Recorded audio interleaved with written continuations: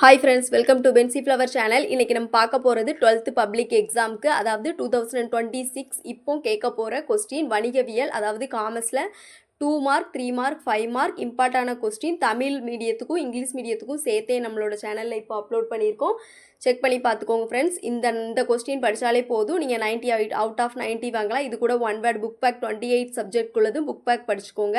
First இது வேளாண்மை என்றால் என்ன, உடனடி சந்தை, OTCEI, அரசு பத்திரங்கள் சந்தை, அப்புறம் கவர்மெண்ட் செக்யூரிட்டிஸ் மார்க்கெட், ஏலமிடுதல் என்பதன் இது, மேலாண்மை என்றால் என்ன, திட்டமிடுதல் என்றால் என்ன, மேலாண்மை துணை பணிகளை பட்டியலிடுக, மேலாண்மை பணிகள் என்னென்ன, அகவல ஆட்சேர்ப்பின் ஏதேனும் 2, நுண்ணறிவு திறன் சோதனை, பணியமர்த்துதல் என்றால் என்ன, மின்னணு கற்றல் முறை, சந்தை இடுகையாளரின் வரை விளக்கணம். ஜான் எஃப் கென்னடி கூறிய நுகர்வோர் உரிமையியல், தேசிய ஆணையத்தின் பற்றி விவரி, குறை தீர்ப்பு, சரக்குகள் மற்றும் சேவை வரி GST, VUCAயின் விரிவாக்கம், உலகமயமாக்கலின் ஏதேனும் 2, எந்த இயக்குனர், செயல் இயக்குனர், பகரால். அப்புறம் 3 மார்க் கொஸ்டினில் மேலாண்மையை நிர்வாகத்திலிருந்து வேறுபடுத்துக, பணியமர்த்துதலின் முக்கியத்துவம் பற்றி, குறியிலக்கு மேலாண்மை, நிதி சந்தையின் பொருள், மூல சந்தையின் ஏதேனும் 2, கருவூல ரசீதின் வகைகள். இது எல்லாமே படிச்சுக்கோங்க ஃப்ரெண்ட்ஸ். 2 மார்க்கில் 40 கொஸ்டின் கொடுத்துருக்கேன். புறத்தோற்றமிட்ட பத்திர கணக்கிற்கு தேவைப்படும் ஆவணங்கள், மனித வளங்களின் இயல்புகள், வேலைவாய்ப்பு இணையதளங்கள் என்றால் என்ன, தேர்வு சோதனையின் வகைகள், அடைவு சந்தை குறித்து எழுதுக,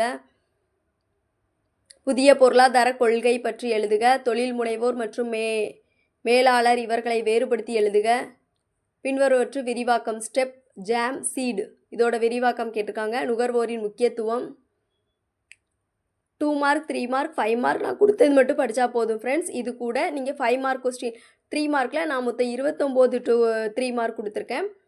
தென் 5 மார்க் நவீன மேலாண்மை கோட்பாடுகள், மேலாண்மையின் பல்வேறு பணிகள், விதிவிலக்கு மேலாண்மையின் நன்மைகள், முதல் நிலை சந்தை மற்றும் இரண்டாம் நிலை சந்தை வேறுபாடு டிஃபரன்ஸ், நிதி சந்தையின் பல்வேறு வகையான புதிய நிறுவனங்களை விளக்குக, பணச்சந்தை மற்றும் மூலதன சந்தை இரண்டுக்கும் உள்ள டிஃபரன்ஸ், பங்கு பரிவர்த்தனை பண்டமாற்று பரிவர்த்தனைக்குள்ள டிஃபரன்ஸ், நவீன சந்தையிடுதலின் ஏதேனும் நோக்கம், செபியின் பணிகள் ரொம்ப இம்பார்ட்டன்ட். நெக்ஸ்ட் நுகர்வோரின் கடமைகள், நுகர்வோர் நீதிமன்றத்தில் புகார் அளிக்கும் போது புகார் மனுவில் தரப்படும் விவரம், வியாபாரத்தின் பரந்த சூழலின் பங்கு, LPG இன் சிறப்பு அம்சங்கள், நிபந்தனை மற்றும் நம்புறுதிகள், காசோலை மற்றும் மாற்றுச்சீட்டினை செல்தகு.